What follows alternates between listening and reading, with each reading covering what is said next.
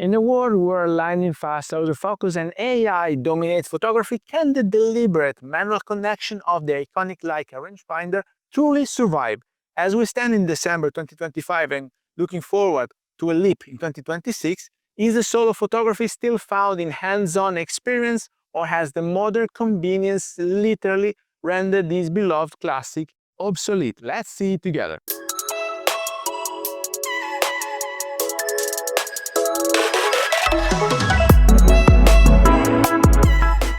Hello everybody, welcome back to the channel. Thomas Love here from One and Solly, and today, as we are approaching Christmas, it's still 1 week to Christmas, but I'm wrapping up this end of 2025 because yes, it was a big harsh hit on rangefinder cameras, especially after Leica released the first Leica M with an EVF. Now, people and folks like me who need glasses to see would be more than pleased to be able to continue using the Leica M-mount glasses on a brand new body, because let's face it, it's been a few years since I need to adjust the diopter, and so on my Leica Q2 or on my Lumix S5 Mark II X and even on my Sony A7C Mark II, which I'm using today to record this video, I can do it. But when I was using the little Pixie with the rangefinder, well, I had to zone focus, and then I have to say, I did enjoy the technique, but the end result was not comparable to what I'm having right now with other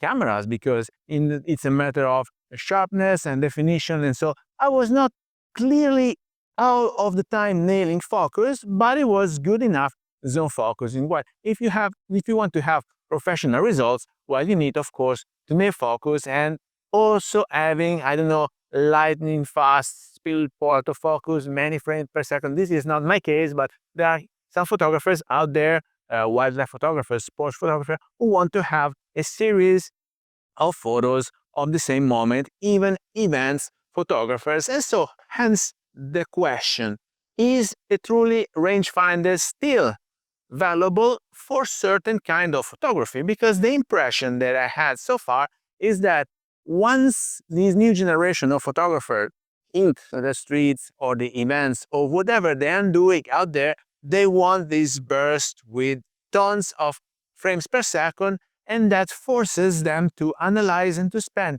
more and more time in studio at home once they're back to analyze the shot that they have done. While us old folks from the former generations, coming from SLRs and then DSLRs, and then we all eventually transitioned into mirrorless, we were used to stay around, interact with people, talk to people, having them posing them, preparing the lights, and so it was a different workflow. So the impression that I had is that with these fast speed AF, and I don't know how many seconds and how many frames per second, those cameras push you to spend much more time inside. And so every time that I watch or that I listen a review for a rangefinder camera, whether it is a brand new Leica, the M10, the M11, eventually the M12, the Leica M with the EVF, Rita Pixie, or the Fuji X Pro line or whatever, all those people say the same thing. It forces me to breathe, to recompose, because it slows me down, and so I am forced to think about different elements which otherwise I would not do, because you have your auto white balancing on your camera, your autofocusing, tracking, speed, different subjects. You can track dogs, birds, airplanes, whatever. And so the camera takes a lot of weight away from your shoulders, and you are left there simply holding it and hoping that the AI will give you the result that you want. While if you are using a manual camera, a manual glass, well, you can infuse your consciousness in your photos. And this is exactly the impression that I had when I was in Vancouver shooting street photography with my Leica Q2.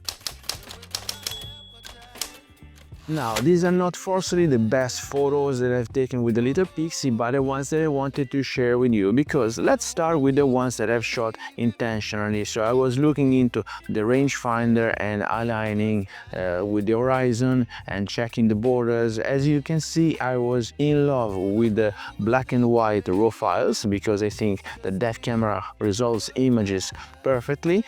And then when I hit downtown, Sometimes maybe the YouTube compression will not make you appreciate the quality of the image, but sometimes I had some more creative way of shooting from the hips, and so ideally I was not maybe aligned completely with the horizon, but we see some creative compositions that allowed me to witness and to freeze the moment that I was watching when I was walking down the street. Like here, the framing is not perfect, and there will be other ones like here, the guy is not completely crisp, the girl is in focus, and many other examples that are good enough as an image quality standpoint, but great because they allow you to tell a story and you were witnessing, and so I was able to tell a story and to share with you. Like here, see the head and the feet were cut because I was not looking into a rangefinder. Here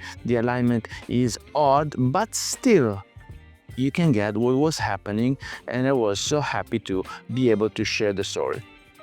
This one is simply perfect. It took me a while, but the crow didn't move. And here the guy, maybe you don't see it, but it's not so sharp. And then here it's just a little Yoda and black and white and playing with light and shadows.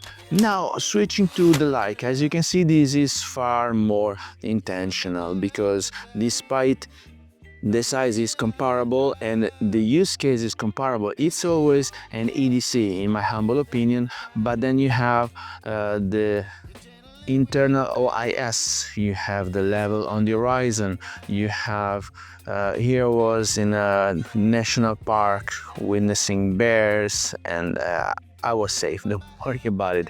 But as you can see, the pop, the colors that we get from Leica, this glass was a Samilux f1.7 if I'm not wrong, and it here was in Mexico, and that very glass that you can purchase also for the M-mount and use with the rangefinder, it's just a beautiful way of telling a story. It's just a beautiful way of recording what's happening in the world around you. I don't know, it has that certain something that we can call intangible, but I am able to spot every time that the photo has been taken with like a camera like this one. You can see the brilliance. Here was in Honolulu, and many other stories that I want to tell. This was the North Shore.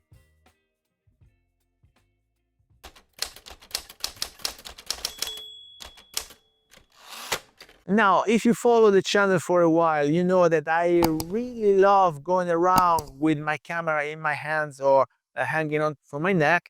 And so I need compact cameras, and I need cameras that I'm able to operate. And so to me, manual dials are pivotal to enjoying the camera. I can also do it if I don't have the manual dial. Like here I have the wheel and the finger, thumb, and the thumb wheel and the finger wheel in front, and so I don't have the f aperture on the glass. I can make it work anyway, but with manual dials, I think I give my best because I am able to scout the scene, find which is the subject that gets my interest the most, and then eventually walking around, moving to reframe and to compose the shot as I want. So do you ever feel overwhelmed by the sheer speed and complexity of modern cameras? We have so many different UIs right now, from Sony to Leica to Lumix to Nikon. The UI is so different, especially because mirrorless cameras nowadays, most of them are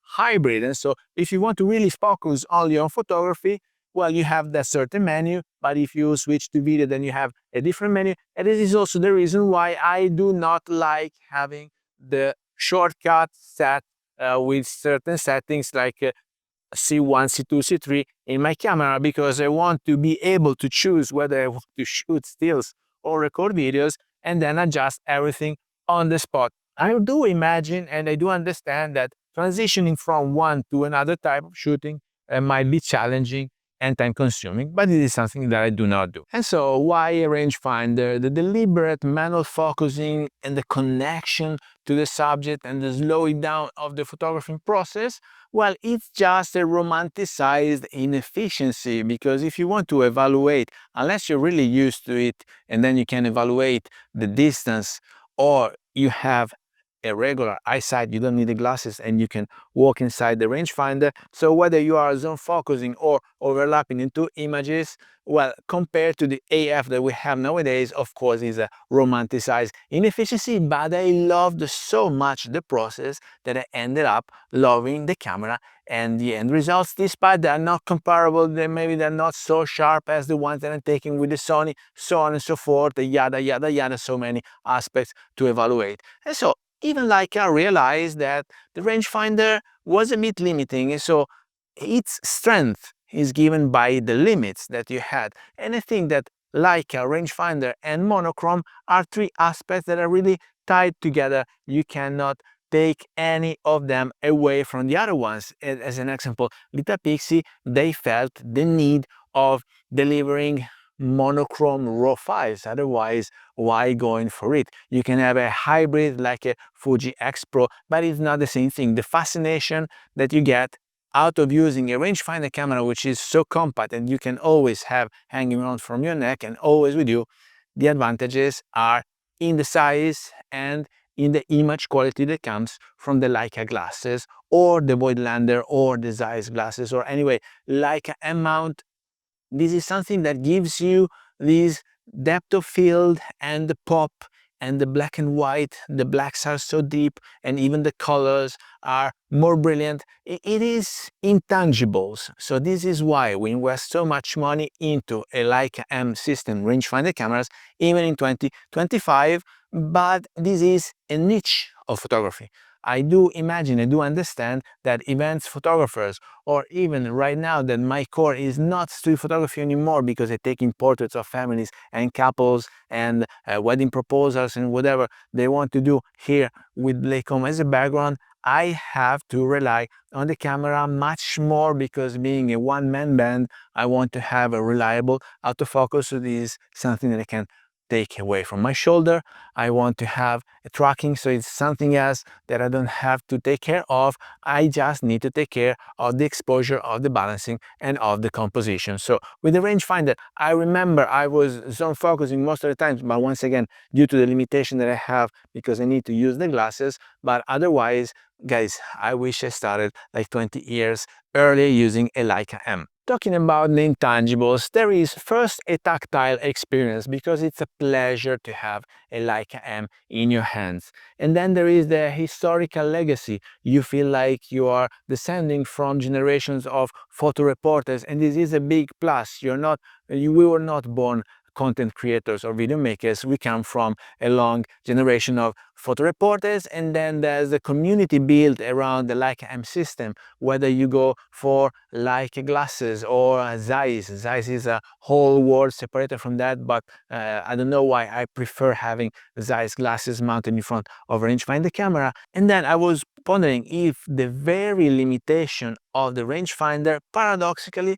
push photographers to be more creative and intentional when shooting. And this is the core message that I want to discuss today at the end of this 2025, before witnessing even new products coming next year. Maybe we will witness another leapfrog forward with technology, but with the AI and the AF, I think it's kind of comparable. Managing and learning how to manage a rangefinder properly compared to an AI shooting where you hand over to your Sony camera most of the settings. It's very comparable, and trust me, when they all say I've been slowed down and I've been pushed to use my brain intentionally, this is exactly the case, because we don't want to miss the shots. Even if you're shooting street photography nor sports, you don't want to miss the action. You want to witness and you want to freeze what you're looking at, or eventually you want to compose and use longer shutter speed, but what you see is what triggers your interest, and this is what you want to communicate with your photograph. So I think we can agree as a sum up to the fact that obsolete is not the right word. It's evolving into a highly specialized rever tool for specific type of photographer, street photographers in premiers. Final thoughts. Rangefinder is not dead. Like I keep working on it, they will eventually announce the Leica M12 next year in 2026 is just learn to dance to a different, more deliberate beat in the year 2025, now that they have the twin sister with an AVF. So please let me know down here in the comments what are your thoughts, if rangefinder are still your very first camera, or if you use it as a second point of view, or if you're using for your hobbies, for your spare time, for your family shooting, for whatever you're using. And with that, I hope you got some value out of this video. If you did, please remember to like it, share it on your social media, subscribe to the channel so you won't miss the videos to come, and I guess I will see you later. Thank you. Bye-bye.